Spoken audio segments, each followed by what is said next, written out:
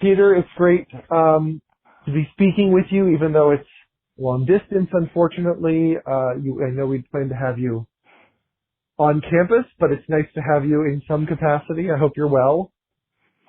I am well, and it's nice to be invited to the university campus.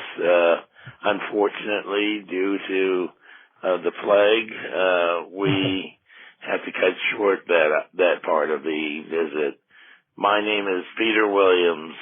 I'm a painter, have been such for some 50-odd years. I've taught at the University of Delaware for 15 and Wayne State University in Detroit for 17 years. So I've been doing this for quite a while, and I've been painting all of my life. It's really a terrific, it's a wonderful body of work we have here at the University of Louisville. I'm Chris Reitz. I'm the gallery director here, and we'll talk about some of the individual works, but indeed, when I was looking at your body of work, there's really no way to account for the variety and the complexity of it. So this show is really just brand new stuff. It's not, a retrospective. It's just, I would say new work maybe by Peter Williams on the theme of incarceration. Yes. That's quite true. How did you come to that theme? How did that theme kind of enter into your painting practice? Well, I guess off and on over the years, I have wondered about the notion of incarceration as the numbers started to pile into the millions, and it just seemed incapable that one could incarcerate that many people. And then Michelle Alexander wrote a fantastic piece on mass incarceration and talked about how it was, again, I guess we're repeating ourselves.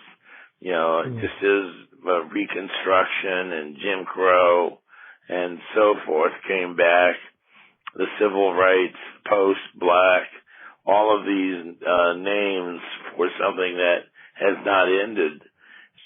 And so I wanted to begin to talk about that in relationship to travel, in relationship to not just the past, but the present. This idea about incarceration was something that structurally, because my work has been paying attention to the grid and to formalism, easily fit into a kind of idea that has repeated itself time and time again in my work. That idea, that this notion, of all these things, history, travel, and the grid, I think all come together in one of the paintings that serves as one of the anchors, at least, of the exhibition, which is Voyage Then and Now, which, as I understand it, it's sort of a cross-section of a ship that you imagine to be both a cruise ship and a ship traveling the Middle Passage. Is that right? Absolutely. The Middle Passage was an experience for Black people of being taken as slaves and brought to the New World. One of the things that I should think about or talk about in the work isn't just the Middle Passage, but that a lot of the work is autobiographical. So that one of the things that was important to me about making art had to do with understanding the larger world and where I fit in and how I fit into that world. And the Middle Passage is one of those things that you go through as you go through puberty and you grow up and you develop relationships. And so it's also a kind of representation of the various kinds of characters, moments, etc., that occur in one's middle passage that you go through. Yeah. And so the vessel itself, which is cut in half and into little compartments, is done so that I can put in a lot of different kinds of language or ideas about subject matter that can hopefully, as a totality, begin to talk about a variety of things, including, what, some people refer to as cartooning. I prefer to think of it as contemporary figuration that I'm using. Something most people don't recognize Rubens. They don't understand what Caravaggio does or did with his work. And so I use something that's familiar to people. And so these figures, the little vignettes that are produced through the grid, then are, so you say cartooning is an example, they're sort of not existing in the same plane. They're not necessarily temporally the same, so that they could refer to passages in the middle passage historically, passages in a kind of modern cruise ship, or passages in your own life. All exactly. sort of laid on top of exactly, and they overlap in many ways. The idea that there's, people go on cruise ships partly to amuse themselves and entertain themselves. And in the middle passage, that entertainment and amusement came at the expense of the slaves. And when you're a kid, everyone is made fun of when they're in their middle passage, or they struggle with it all. And so in making my work over the years, it's helped me to understand what I've been going through or what I've been experiencing. And then on that sort of cartoonish notion, and I'm thinking now of Detroit, there's other work in this exhibition where the figures are almost become, they're characters. They're sort of, some are a bit creaturely, for example. Some are, they're kind of animalistic. Some are more mythical or mythological.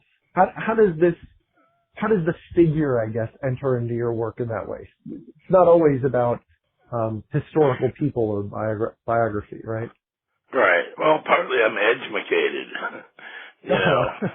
If I'm looking at an image of something of desire, and sexuality on the middle passage and so forth, they bring in my own kind of thoughts about that. But I also sort of give one of the characters a French mustache and a kind of Louis XIV haircut. And so that there are these various kinds of passages that reflect what the breeding farms, the slavery, how women are treated in the contemporary world on boats and things of that sort. All of the naughty bits that get played out. And so in my own work, I think the idea of traveling through a story, sometimes you need a lead character, something that will animate the whole story and hold all the fiction and facts together.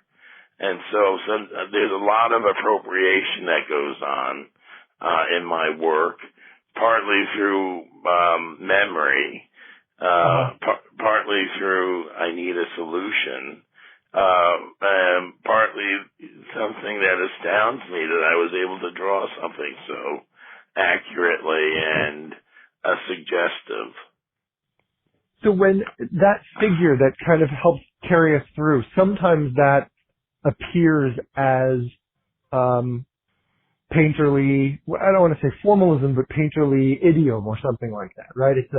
The character might be a Jasper Johns target, let's say, or a Mondrian grid. Right.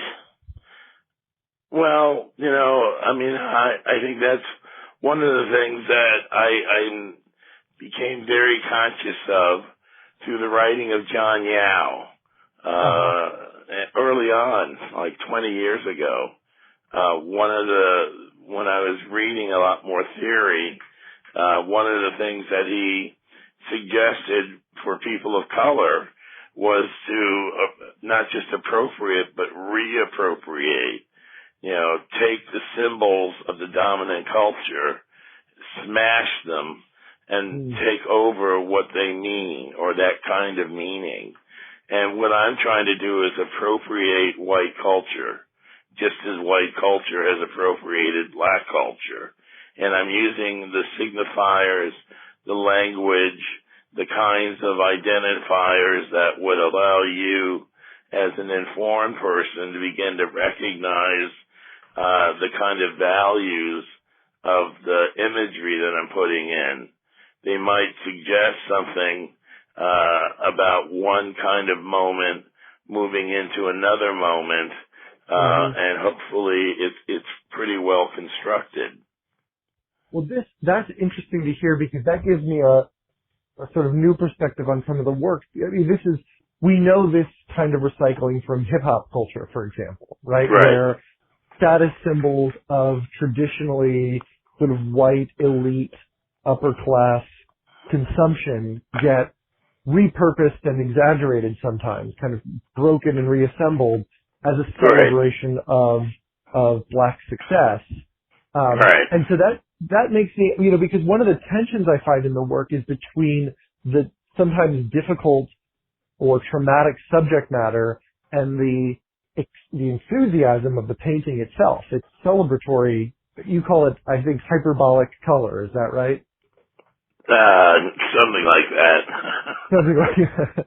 But I mean, that kind of celebration, there's a joy, it sounds like, in reappropriating or appropriating and repurposing those signs of white cultural, I don't know, something, progress, authority, something like that. Animus.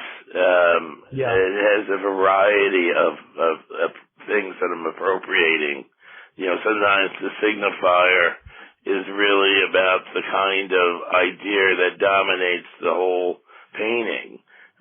In The Voyage Then and Now also has a kind of title which is very kind of movie esque, like something that you might sort of think Bette Davis was in.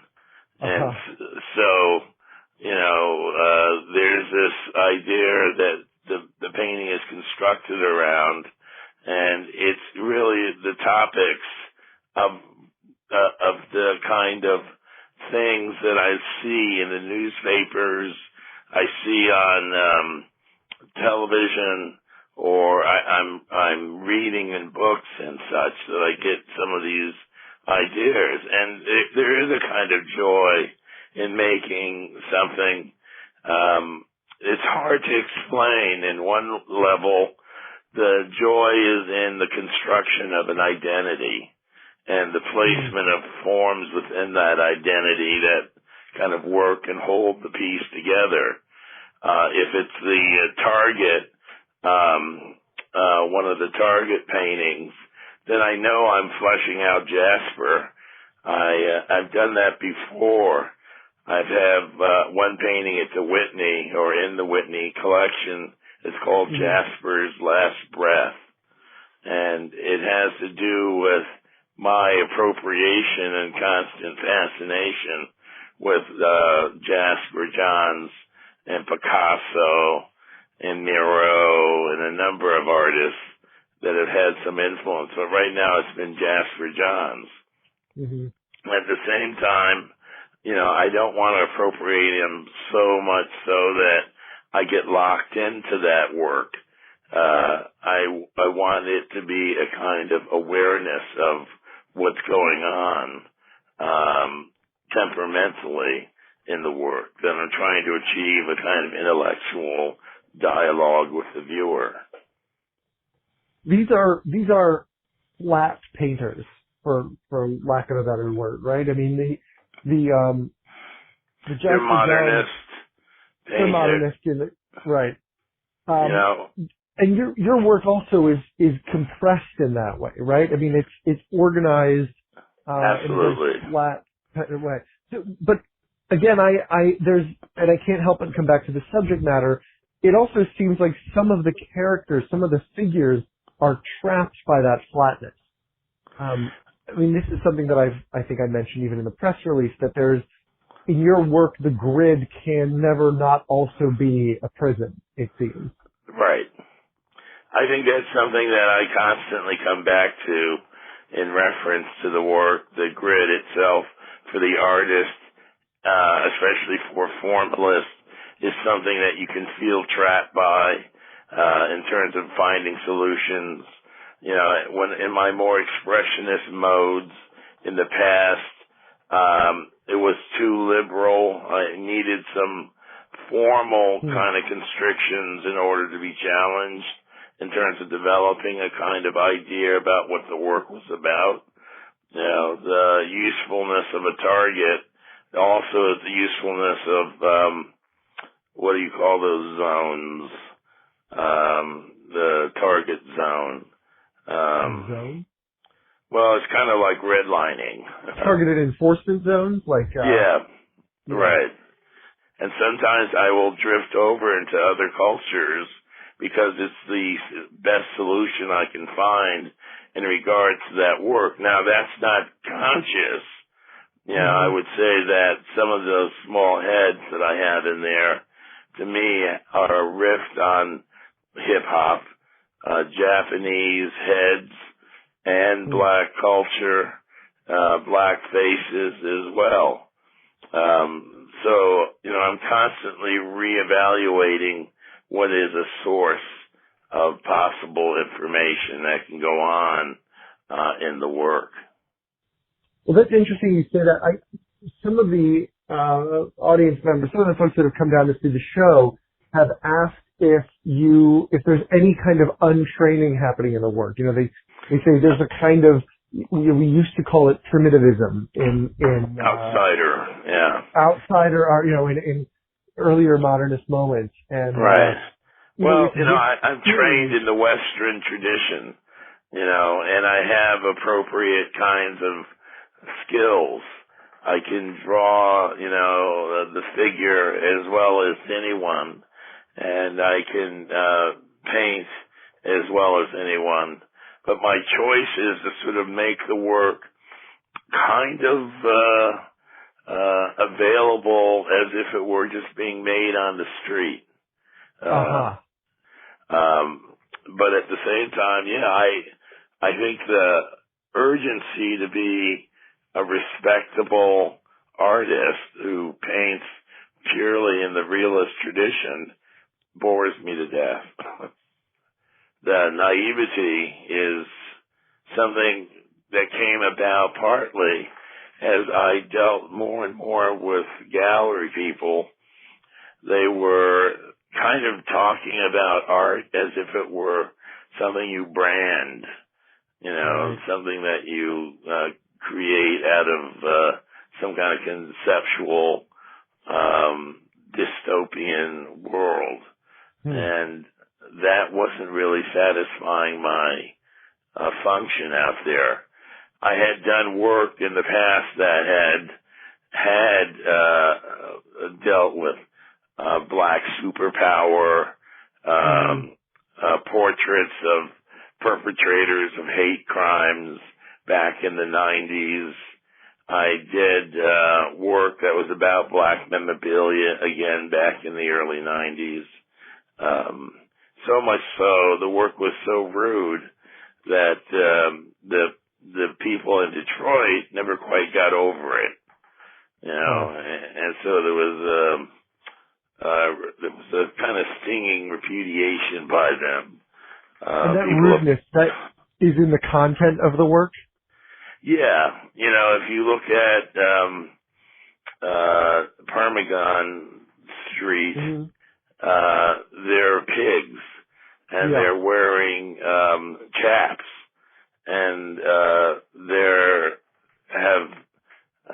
in one case, a baseball bat up his rectum. So there are offensive kinds of moments that occur in the work that aren't meant to be subtle or they're meant to be subtle in a way in which I'm really ravishing myself in color and discovery of form, and I draw one of Goya's donkeys, in the image, and it's really satisfying just to discover that I could put a patchwork of red over his cloak and have it mean something. Again, that appropriation.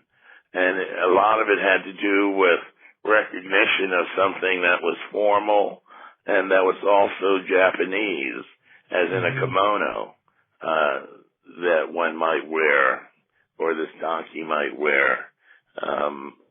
And, I'm always searching, partly because I spent so much time teaching over the last 30 years. I'm used to having a nonlinear kind of exploration of content so that I might jump around quite a bit. At one point, I guess a few years ago, 4 or 5 years ago, I discovered that I could use markers as a way to paint with. And it was kind of, I had some in my drawing kit. I don't remember how they got there. And I found myself on this journey of doing a drawing first, and then putting down these marks. And it was like a new love affair, discovering that I could work with this material. It allowed me to free up the kind of figuration that I was dealing with or engaging with at that time or that moment. One of the things that I've really begun to do is explore the idea of working off canvas and just off a stretcher bar and just having like a banner that I would make. Which we have one work like that in the show. Unstretched Canvas. Yeah, I was on an artist residency in Djerassi in Silicon Valley a couple of years ago. And it was the only way I could really make a painting if I could roll it up and send it home. And so I used vinyl paint, markers, pencil, etc., to make up this banner. And it's purely for effect. There's one of the things that I like in my work can be spectacle. And so the spectacle of the tone of things. Why are white people so angry? This is mine. I love this work. It's a great painting. It really does sort of size up a lot of the undertow that we're grappling with right now. The repetition of Reconstruction. Whether it's rap or rape culture that we're supporting in hip hop. What does it mean when, Jim Crow rears its ugly head again? All of these things that need to be named and discussed openly, we avoid, fearful that we're not going to ever get at the essence of what the meaning is about, because everyone's going to have their own specific meaning. So it's also this appropriation again, which goes both ways. In my work, sometimes it's language. In white people's work, it's the appropriation of one's culture. That I can't remember the title now. My Culture's Your Freight. Yes, which I went over a lot with my gallerist about whether that was too offensive or not. Oh, really? Yeah, and in the end they agreed it was okay. But I'm dealing with an audience now that is supporting the work, and so you have all of these things that I'm unbearing. I'm putting them out there, and and asking the viewer to handle them, and to live with some of them. There's a couple of things that you mentioned that all, kind of come together for me. One is in the move to marker, which is, we talked a little bit about naivete in your work. And then marker is a little bit of a naive medium, right? Because there's no mixing. It's approachable in that regard. Do you think that there's something about approachability in those gestures that allow you to be more offensive, more challenging in your content? Part of it, I think, is that I'm an obsessive, bipolar, sometimes depressed human being. And when I have something to focus on, I don't have to think about what drives me a little bit crazy. That obsessive quality comes out in the polka dots or pointillism. Right, the pointillism, yeah. If I'm allowed to ask, are most of your collectors, the ones that are supporting the work, are they white? Yes. And how does that influence, all these layers of, you mentioned that working with galleries has its own set of constraints, which can be, maybe not limiting, but they're asking for a kind of branding. And then it's completely about the market, the ownership of the work. You ask these difficult questions, Chris. I know. Well, you can defer. I'm just wondering if it changed. Well, let me ask it in this way: Did the audience that you imagined for the work 25 years ago change in the last 5 or 7 years? Yes. Yeah. When I first started making art, there were black galleries. There were church festivals, things of that sort, and usually I'd have a mother and child etching or woodblock print or painting, and I would find a black collector.